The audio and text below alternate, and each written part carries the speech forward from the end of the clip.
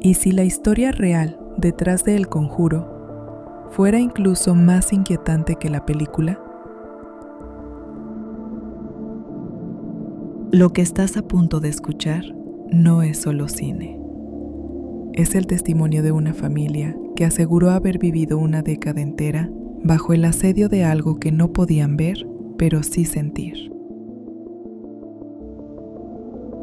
En el frío invierno de 1971, la familia Perrón se mudó a una antigua granja en Harrisville, Rhode Island. Y es que la propiedad, conocida como Old Arnold Estate, se extendía sobre aproximadamente 8 acres de terreno, rodeados de bosque espeso, muros de piedra antiguos y un silencio rural casi absoluto.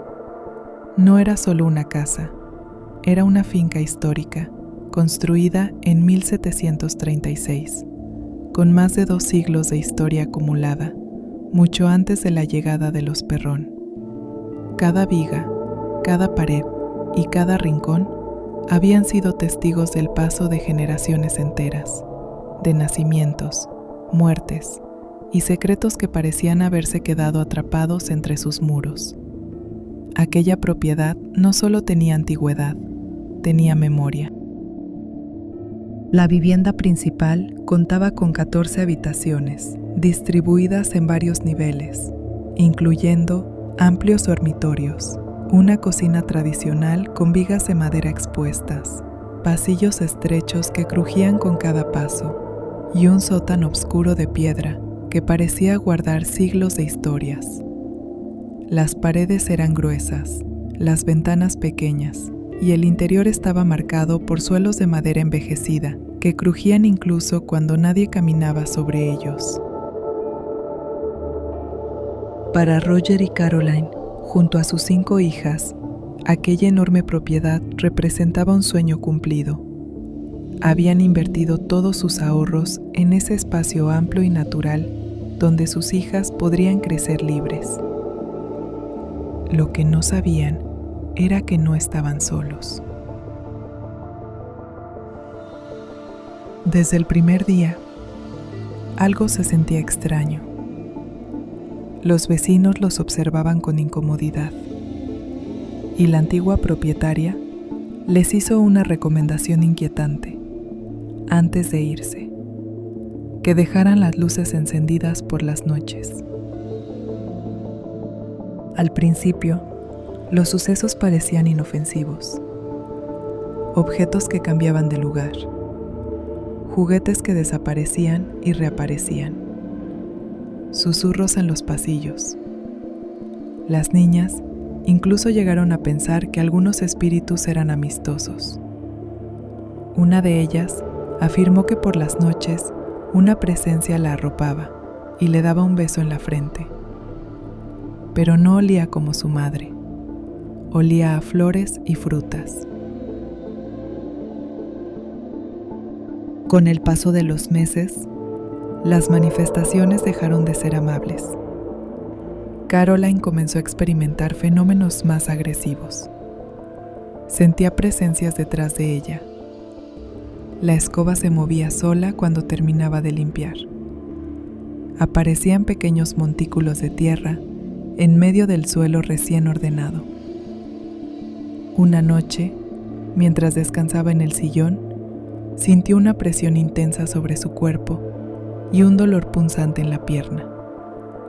Al revisarse, encontró una marca circular, como si una aguja hubiera atravesado su piel.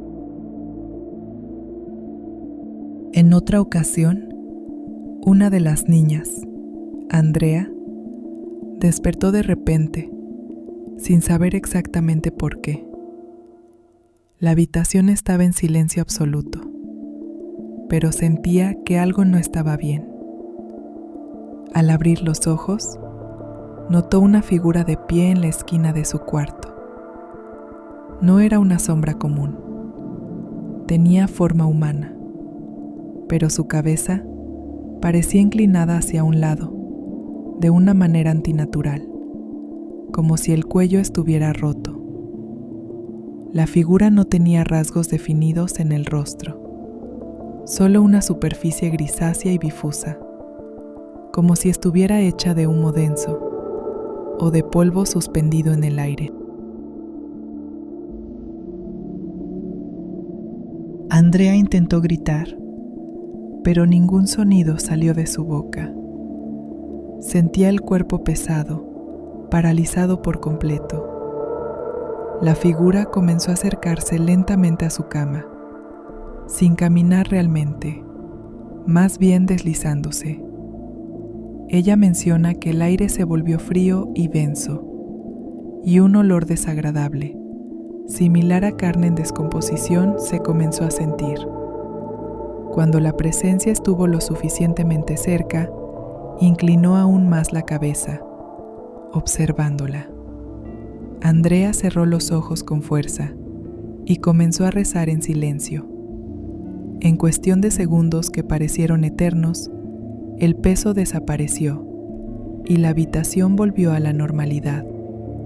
A la mañana siguiente, pensó que había sido una pesadilla, hasta que una de sus hermanas mencionó haber visto la misma figura, con la cabeza torcida, observándola desde el pasillo esa misma noche.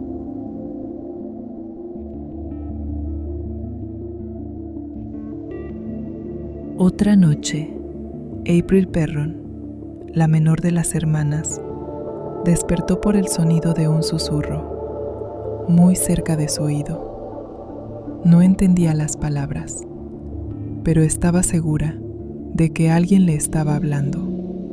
Pensó que era una de sus hermanas, intentando asustarla. Así que abrió los ojos de golpe. La habitación estaba completamente oscura. El pasillo también.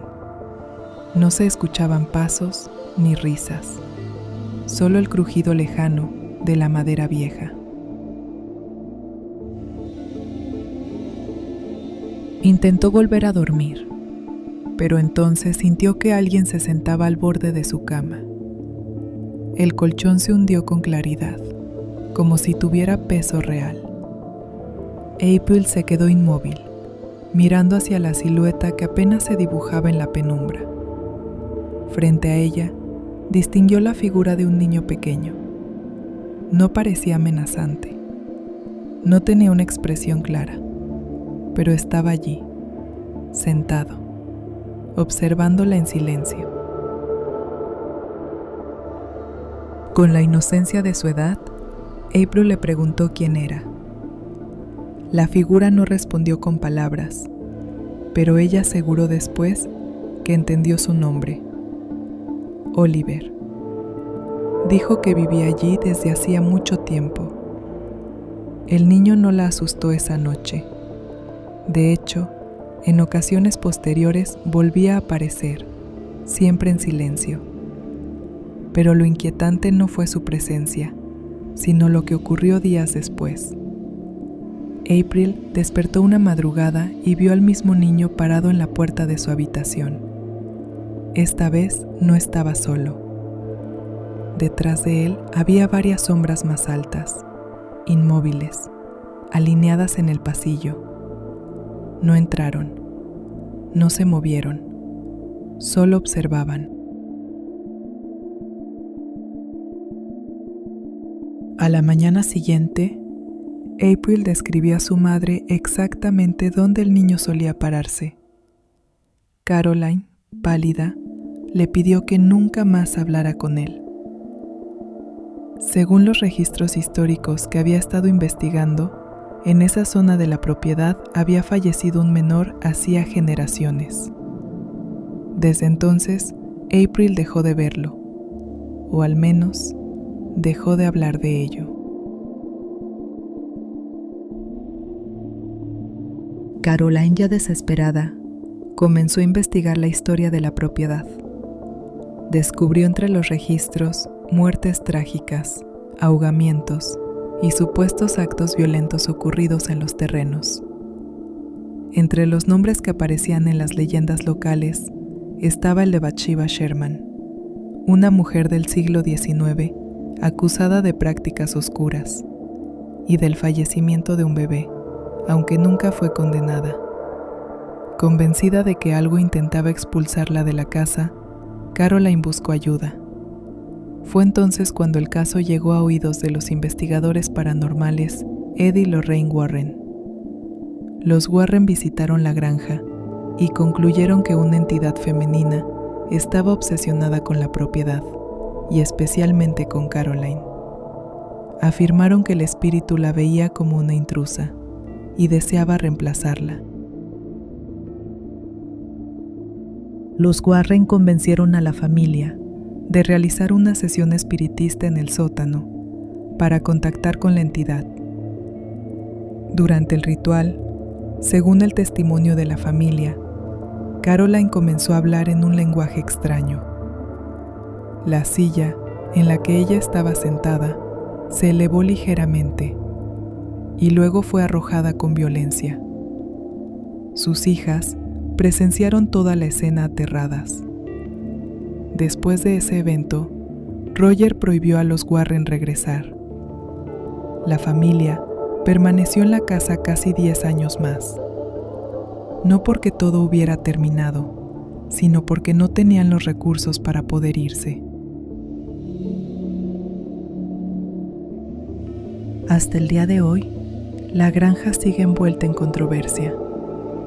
Algunos propietarios posteriores han asegurado que las presencias nunca se fueron, que las puertas aún se cierran solas y que en las noches el silencio pesa demasiado.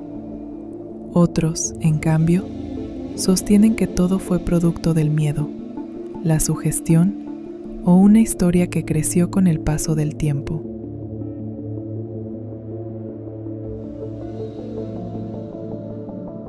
Ahora imagina, por un momento, que tú estás allí. Luces apagadas, el crujido de la madera bajo tus pies, el silencio absoluto y esa sensación de que alguien te observa desde algún rincón que no alcanzas a ver. ¿Te habrías quedado? Te leo en los comentarios.